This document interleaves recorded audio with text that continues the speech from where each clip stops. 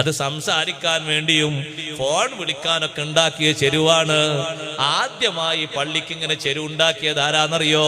സയ്യിദുനാ ഉമർ ഇബ്നുൽ ഖത്താബ് റളിയല്ലാഹു തആല അൻഹു ആണ് ചെരുവുണ്ടാക്കിയത്.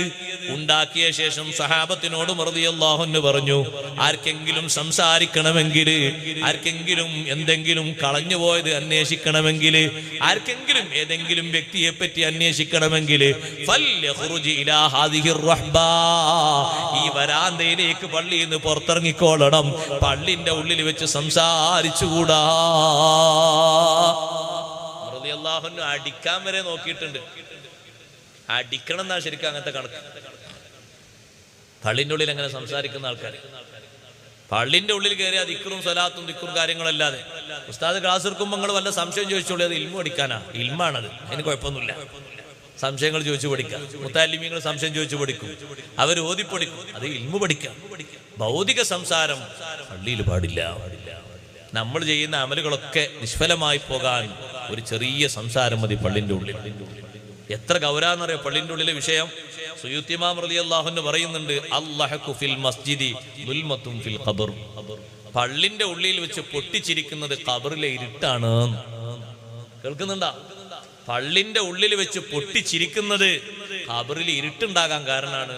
പോയി കിടക്കുന്ന സ്ഥലത്ത് അല്ലാത്ത ആലോചിക്കുമ്പോ തന്നെ ഇരുട്ടാണ്. പള്ളി ബഹുമാനിക്കേണ്ടതാണ്. എന്താ സഹോദരങ്ങളെ നമ്മളെ സമൂഹത്തിന്റെ അവസ്ഥ? ഞാൻ കഴിഞ്ഞ ഒരു മാസം മുമ്പ് ഒരു ജുമാഅത്ത് പള്ളിയിൽ താഴെ സ്ഥലമില്ലാത്തതുകൊണ്ട് മേലെ കയറി. ഞാൻ എൻ്റെ ജീവിതത്തിൽ അങ്ങനെ മേലെ കയറൂലാന്ന് തീരുമാനിച്ചു പോയി. പിന്നെ എന്റെ ജീവിതത്തിൽ ഒരിക്കലും ഇനി പള്ളിന്റെ മേലെ ജുമാ കയറൂലാന്ന് തീരുമാനിച്ചു. പള്ളിയല്ലാത്ത സ്ഥലത്ത് സൊഫ് ഉണ്ടാക്കിയിട്ട് അപ്പുറത്ത് നിന്നാലും കുഴപ്പമില്ല. മേലെ ഇരിക്കുന്ന യുവാക്കളും ചെറുപ്പക്കാരും 4 കുട്ടികളും 5 കുട്ടികളുള്ള ആൾക്കാരൊക്കെ മേലെ ഇരിക്കുന്ന ആൾക്കാരെ ഹാലെന്താണ്? എന്തൊക്കെയാണ് അവർ പറയണത്? ഇമാമ് കൈകെട്ടിയിട്ട് റുക്കൂയിലേക്ക് പോകുമ്പോൾ ഒരു സംസാരം നിന്നു എന്നല്ലാതെ അതിന്റെ മുമ്പ് സംസാരം നിൽക്കണ്ടേ? വെള്ളിയാഴ്ച എങ്ങനെ നമ്മളെ പള്ളികൾ പോകാതിരിക്കും? ആൾക്കാർ പൊളിച്ചുണ്ടാകാതിരിക്കും. വല്ല ബഹുമാനം നമുക്ക് വേണ്ടേ? പിന്നെ എന്തിനത്?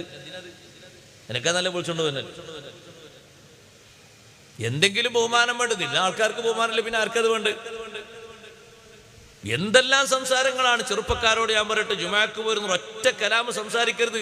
എനിക്കാന്നല്ല നിങ്ങൾ ജുമാക്ക് പോകാതെ വിട്ടിരിക്കാല്ലേ, അതിനും കുഴപ്പമില്ല. എന്തൊരു സംസാര പള്ളിന്റെ മേലെന്ന്!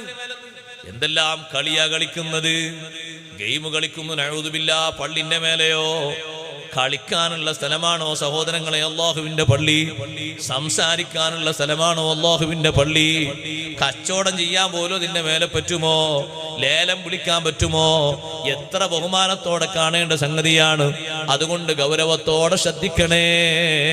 കുറഞ്ഞ അമലുകള് ആറ്റിക്കുറിച്ചു നോക്കിയാൽ കിട്ടുന്നത് പള്ളിയിലെ സംസാരം കൊണ്ട് തൂത്തെറിയണ്ട.